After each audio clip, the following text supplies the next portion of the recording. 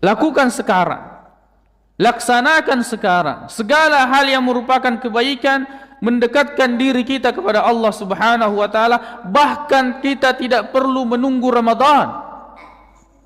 Tidak perlu kita menunggu Ramadan untuk melaksanakan salat 5 waktu. Tidak perlu kita menunggu Ramadan untuk mengeluarkan harta kita di jalan Allah Subhanahu wa taala. Tidak perlu kita menunggu Ramadan untuk kemudian menyelesaikan hal-hal yang merupakan kewajiban bagi kita. Tidak perlu menunggu Ramadan, sebab Ramadan belum tentu kita dapatkan. Jangan tertipu dengan masa atau waktu yang Allah berikan sekarang. Keluar dari tempat ini kita tidak tahu apa yang akan terjadi. Bahkan di antara orang-orang di dalam salatnya Allah Subhanahu wa taala memanggilnya.